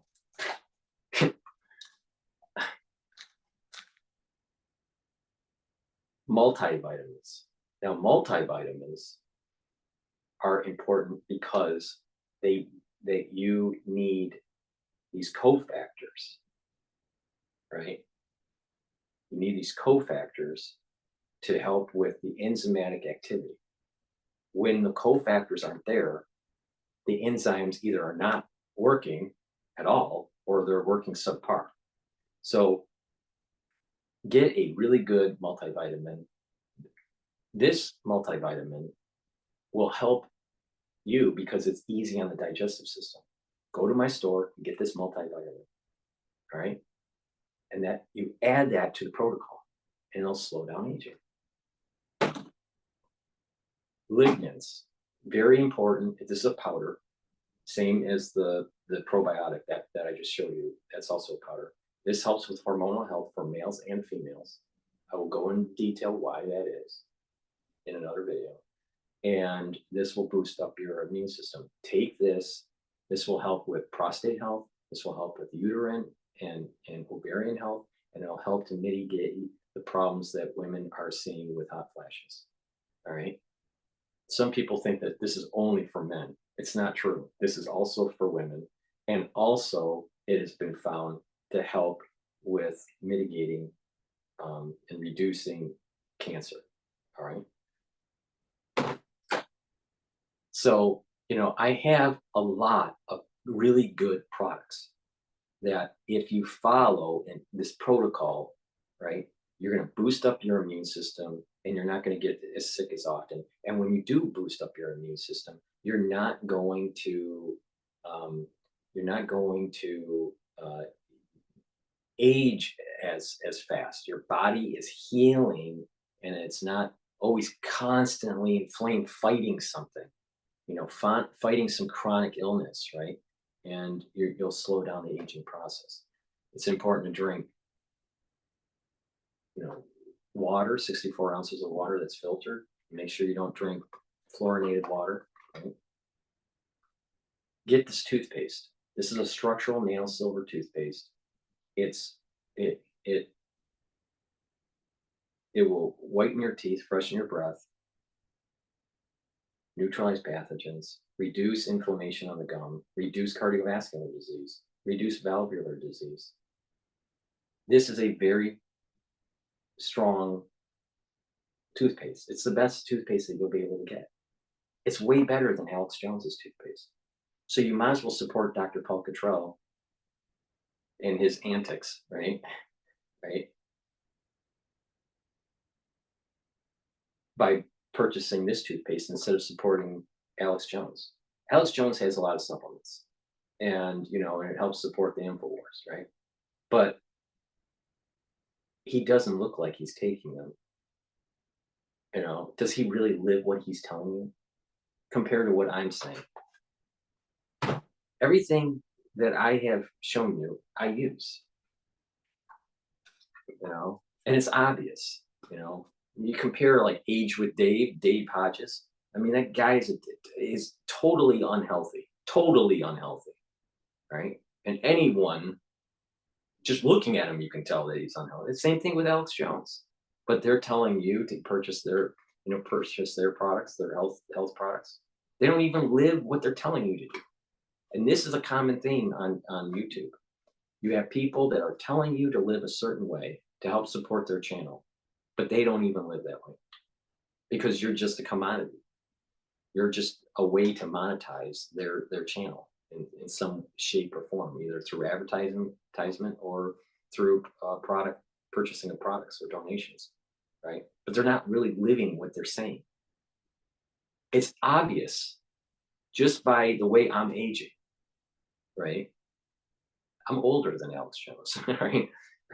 The way I'm aging, it's obvious that I am doing what I am saying, about this anti-aging protocol. And the reason, I told you the reason. I mean, I saw a lot of cardiac deaths when I was young because of the heart disease that runs in my family. So, I mean, I've been hyper vigilant on that. Another great product to get is structural nano silver gel. This will neutralize pathogens. You put it on your hands, around your mouth, around your nose, lightly coat your nostrils, around your ears, around your eyes, lightly coat, right? Stays active for about 5 hours. It's a great way to reduce your chances of getting sick, right? But it is a great skincare product. If you get a cut and you put the gel on, because it's neutralizing pathogens and keeping the wound clean, right? And it has that protective barrier because it's a gel. What's going to happen is that it's going to actually heal that cut about 30% quicker. Now, it'll help with abrasions, cuts, and also minor burns. It'll speed up that process. Help with acne. And if you put this on your body every day, leave it on your body at night, when you wake up, you'll notice that your skin is clearer and that around your face it's tighter. It'll tighten the skin, right? And when you couple that and take the vitamin C and drink the 64 ounces of filtered water, no fluoride, all right? 64 ounces of water, and you take the C60, the vitamin C, and put this on your face and on your body for night application, and take the collagen, you're going to start noticing that your skin is improving and it's getting healthier. And the reason why is that the vitamin C, the water, and the collagen are going to cross-link, right? And that will happen is that the extracellular matrix is going to improve. When we get older, that extracellular matrix starts to decline. And so the skin isn't as spongy. So by drinking the water, it kind of hydrates the skin and helps with this cross-linking with the vitamin C and the collagen. When you also add in the C60, very strong antioxidant, and the resveratrol that I was talking about, what will happen is you're improving the basal layer that's actually creating the new cells for your skin, because your skin will flake off, and the very superficial layer of your skin is keratinized. The lower levels are less keratinized, to the point where there's extremely low percentage of keratin in it. And the basal layer, which has the adult stem cells, they will help to populate. But that as you age, that gets kind of, some of these cells go into senesced, right? And you got to get rid of those senesced cells, and we have to improve the oxidative stress because of being outside and the chemicals around us and just aging. So taking the C60 and the resveratrol together is going to improve the basal layer. So when you do that, you follow that skin protocol, you're going to notice that your skin is improving compared to your peers that don't do it. So those are a lot of the products that I have. I got many more on the store to take a look at. I also have partnered up with Rainbow Herbals, and this product is a citrus scent, right? It's a deodorant. This is made from the Himalayas, essential oils, right? Very high quality, very potent, This bar will act as a detox and a deodorant, so it's a dual purpose, and it's very high quality. It'll last quite a long time, but you know it's extremely high quality product. So to help Rainbow Herbals out, please purchase this bar from my store, the-studio-reykjavik.com. I have it in citrus, I have it in peppermint and tea tree. We have also created a bar. It's called the Even Better Bar, right? So the Even Better Bar is also made from essential oils from the Himalayas, extremely high quality, and that bar it has dual purpose, right? You can rub it on your muscle and you'll actually reduce the muscle pain. So if you're working out and you have muscle pain, it'll reduce that pain, if not eliminate it. Or if you pull the muscle, same thing, it'll eliminate it. If you have a cut and you rub the bar on the cut, it will also heal the cut faster because of the essential oils help with the healing process. Right? If you have a burn, same thing. You apply the bar on the burn. Eczema, it'll help with the eczema and itching, right? If you have a bug bite, to reduce the itching of the bug bite, they help heal the actual bug bite wound quicker. Use the Even Better Bar. So it's a bar that is multiple purpose. It's because of the types of essential oils that are in the bar that allows it to have this healing property. In addition, if you put that bar on your skin daily, right, you'll notice that your skin is getting softer and it's healthier. So it's another, if you want to use it as a skincare product, you can. So I have given you a ton of things based on my, personal experience and based on just my studies in medicine to allow for you to learn on how to improve your health without going down the path being locked into statins and beta blockers and diabetes medication, right? You want to solve the problem early by being proactive and do preventative maintenance. You will just have a better life than to be on all these drugs that cause so many side effects, right? You don't want to be on metformin, because you have diabetes. Why not? A lot of people are diabetic type 2, and that can be reversed. Some people are diabetic type 1, which in most cases is not reversible. So, but for many people, it's the change of lifestyle. It's proper diet, proper exercise, proper supplementation, proper sleep, right? And if you follow that, then you're going to do way better when you get older. Same thing that we were covering here. Solve the problem early before it gets worse down the road, right?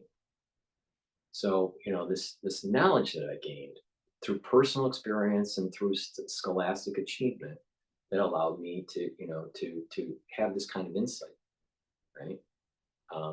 So, people will be out there and they'll go, well, you're just not an MD. I have a Ph.D. I've been Dr. Paul Cottrell well before the last crisis, right? And I'll be Dr. Paul Cottrell for the rest of my life, right? But, for the ones that have been watching my channel and they're new, relatively new, again, I received a PhD in finance, right? In algorithmic trading and dealing with chaos theory. And because of what happened to my brother, I decided to pursue medicine. So I did pre-med at Fordham. I did a master's degree at Harvard University through HES. My master's thesis was on using the HIV TAP protein as a therapy for GBS, which is an autoimmune disease, right? It was done on an animal model, and had positive results on that. GBS is a peripheral nervous system disease where it's attacking, antibodies are attacking the peripheral nervous system. And so by taking TAT, you can bring down that attack and allow for the peripheral nervous system to actually heal. TAT can also be used to help treat MS. So so I have this insight from my studies at Harvard, and then I've completed 2 years of medical school. So it's going through all of the the core concepts of medicine. So I have and have done clinical work, in clinical training. I am in a space where I am not happy with medicine. I think that when you're older, like I am, you want to enjoy your life, and it's not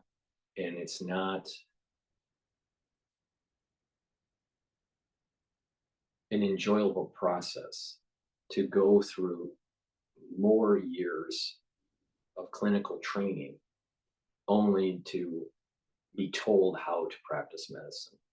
When you get older, you want to be your own boss. Right? When you're older, you want to have stability in your time schedule. You want to have more time to enjoy the years that you have left. I'm 51, right?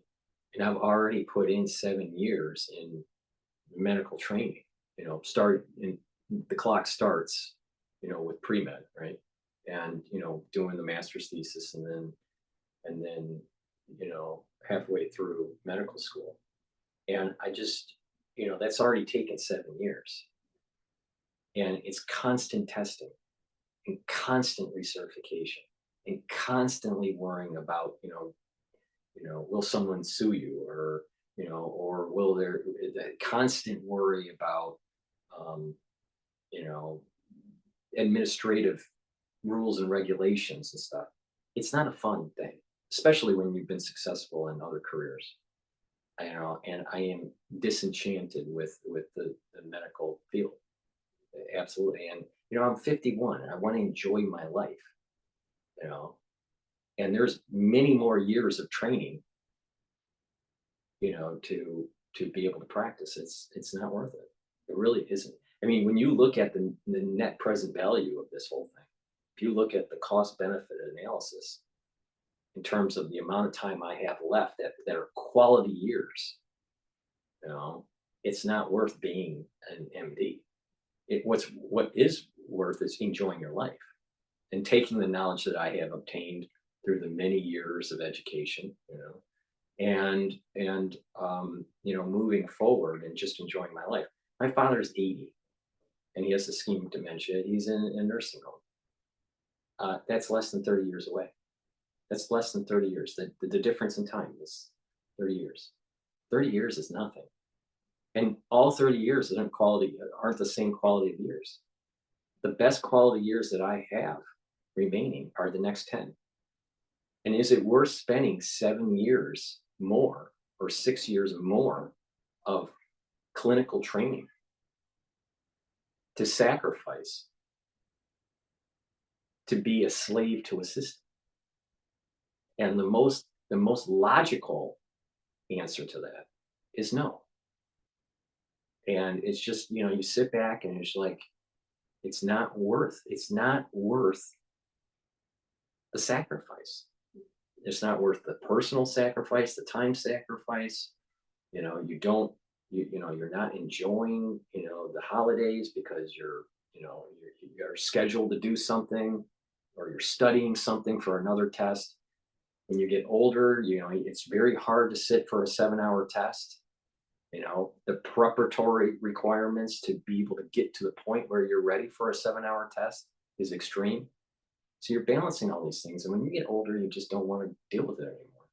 And I think I'm at that age where what I've noticed is that once I hit 50, there was like this, before, obviously before I turned 50, I was doing all this activity to get into medical school and all this, and I had a lot of energy, and a lot of fortitude, right? And, you know, was willing to jump through all these hoops. But once you hit 50, and I think many people that are older would realize this, you know, that are, you know, 50 or older, you just, you know, you get to a point where you just want to enjoy your life and you're just tired of being told what to do.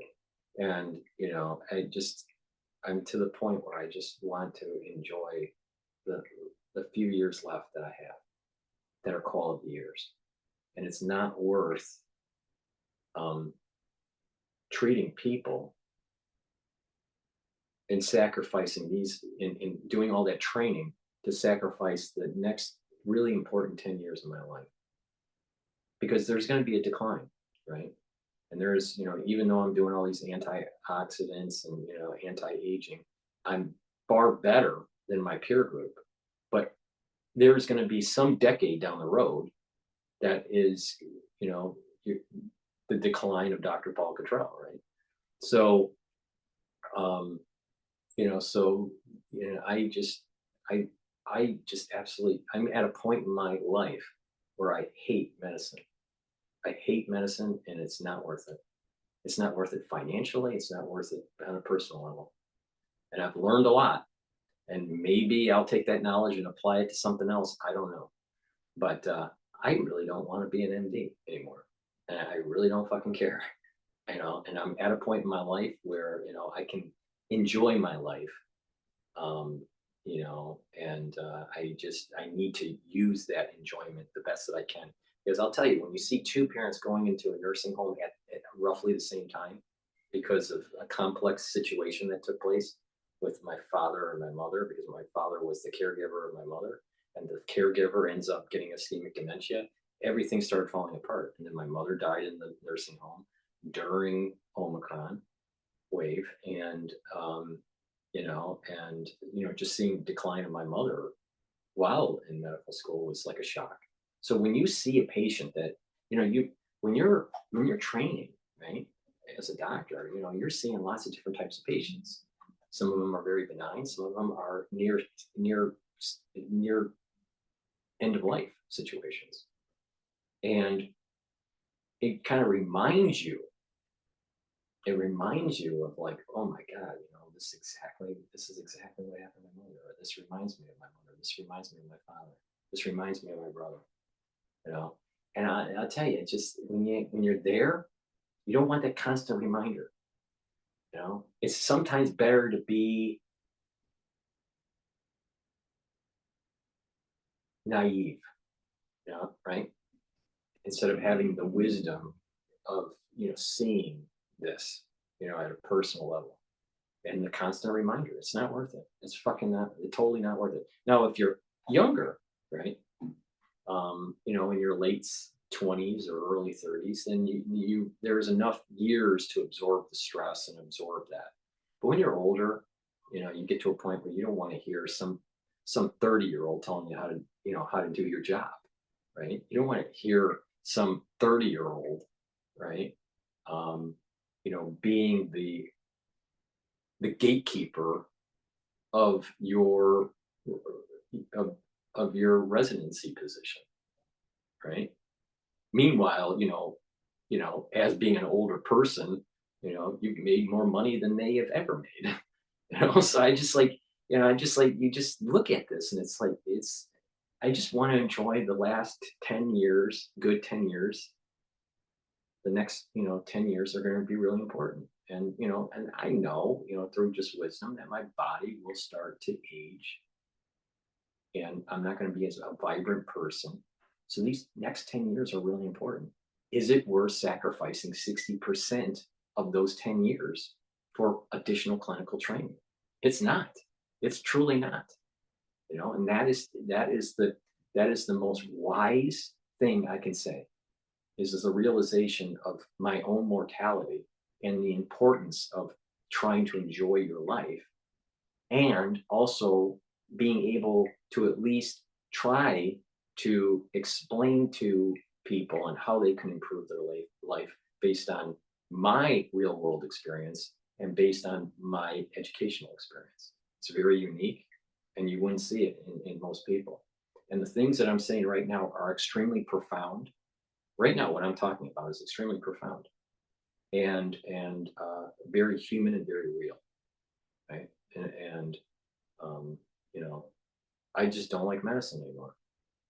And I don't need medicine anymore. You know, I never really needed it. I just, you know, I thought I wanted to help people, but you know, the reality of the situation is that that industry is so corrupt and so taken over by regulatory bodies. It is crazy. It's actually crazy. It's nothing like it used to be in the 80s or the 70s or even 2000. And I think that the model, the medical model, is moving more to the NIH with slash this AI kind of component to it that's controlled by the insurance companies. That's my take on it. So there are haters out there that'll go, don't listen to Dr. Paul Cottrell, he's not an MD. You know, he's calling himself a doctor. I was Dr. Paul Cottrell in 2015, way before the previous crisis. And you know, my interest at that time was in finance and in modeling different markets. And I think you can see that I apply kind of a mathematical thought process and seeing even events like this. So the chaos theory in my dissertation, I'm applying just through verbiage and explaining the world events, right? So there's a benefit of having, you know, being a polymath, you know, and in many different fields, right? And have a strong knowledge base in many different things. And one of them is in medicine. So you know, those haters out there, I have a PhD in finance. I went to Fordham for my pre-med. I went to Harvard University through HES and did very well there actually. And you know, did, you know, my master's thesis on the HIV tap protein and using that purified protein as a therapy for GBS. And you know, completed 2 years of medical school. And you know, I'm at a point in my life where I really don't want to be an MD anymore. I want to enjoy the little life that I have left, especially when you see the world going up in flames. We don't know if we do not know in the next 3 months if the world is actually going to have a nuclear detonation. You know, and it's low probability, but I live in a highly populated city. One of the key targets of a continental ballistic nuclear warhead is New York. You know, so I'm on. I don't know if I wake up tomorrow because because New York's nuked. We don't know, but it's low probability. The bigger issue here is that those quality of years, I see it in my father. He's a shell of himself because of the ischemic dementia. And you don't know what he's thinking, but he doesn't seem to be responding because of the dementia. And, we did as children the best that we could for his care. And I wish we could do better, but, we couldn't. And just seeing that and seeing him slowly drift away and he has good care, but his room is small, his activities are somewhat minimal, his cognitive function's minimal, and that's only 30 years away, and the chances of me being in that situation is lower probability, but it could happen. It could happen tomorrow. We just don't know. So is it really worth spending additional 6 years of training and testing and sitting at a table and studying and not enjoying the outdoors and not enjoying the holidays and enjoying life and dealing with 30-year-olds telling you how to being your boss? I mean, it's just, and you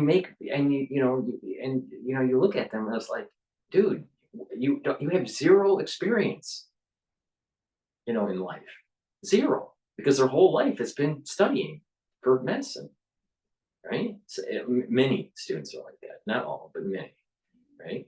Most of them, and I have not met one doctor, not one, that actually liked medicine. Once they started practicing, I have not met one person that actually liked practicing medicine, nor have I met a resident that likes the residency process, and it's enjoying the residency. It takes too much out of you. And the bar just keeps on getting harder and harder. And they're just pushing more and more stress on the individual. And I'm at an age where I don't need to put up with it. I don't need to put up with it financially. And I don't need to put up with it, in terms of just emotionally. And there's that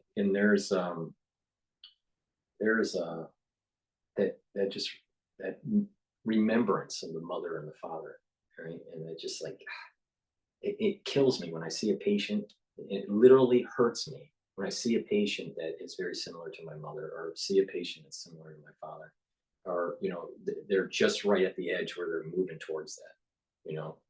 Dealing with end of life situations sucks. It sucks. It sucks when you're dealing with on a personal level with a parent, or a child, or a loved one. And it sucks seeing it repeated as a physician. And it's just, ignorance sometimes is bliss, so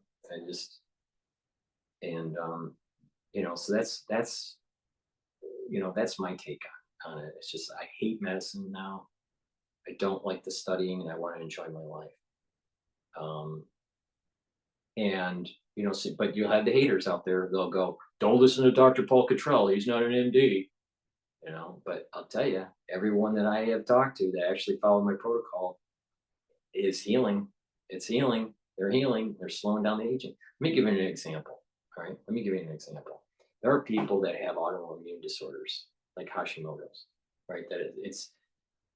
You have antibodies that are attacking the thyroid. And by killing the thyroid, what happens is that you'll have a reduction in T3, T4. So your thyroid hormone, the reduction. It's destroying the hormone. But there's certain times where it can get unstable, because what happens is it is destroying follicles that hold the hormone, the thyroid hormone, the colloidal follicles, right? They'll destroy and it'll release a whole bunch. So it may spike. It may spike in hormonal release. Each T3, T4, right, would spike, and then it'll drop back down, because the cells that are actually producing the T3, T4 are dying off. So long term, it's a diminishing of T3, T4. Short term, when the colloidal follicle blows up, there's a spike in the T3, T4, right?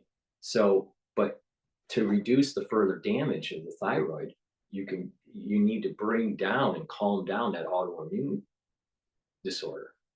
And what you do by doing that is taking the C60 and the turmerics. And by doing that, you're going to bring down that inflammatory response, that pro-inflammatory response. I know of a case that it's working. Additionally, there are people that have autoimmune disorder with pancreas. Same thing. You have an antibody that's attacking the pancreas, and you can slow down that attack by mitigating that inflammatory response and bringing down the titer levels. And we saw this during my research with the TAP protein. You can bring down titer levels, right? You can bring down titer levels by using TAP. And this is the reason why I said, follow my protocol. I had a protocol that I told everybody about when they were taking the V, to bring down the titer level, to lower the chances of an autoimmune response. And not many people said that, right? And especially the ones that are practicing medicine did say that. So take my advice. I have a unique perspective. I am a polymath. I know that sounds condescending. I don't really fucking care. I'm in a state in my life where I don't fucking care, right? And you know, I want people to realize that there is a certain knowledge base that I have, that if they listen to me and they follow my advice, they're going to do way better, right? Especially on the health side of it. It's about preventative medicine. Don't get stuck into this constant treadmill of the pharmaceuticals. There are too many side effects, right? There's certain things that you have to, take, especially, to get your body stabilized. But the idea is, all right, if you have to take the pharmaceuticals, is there a way to be able to get you slowly off of them and get back to homeostasis? Sometimes it's not, sometimes you can. A classic example is diabetes.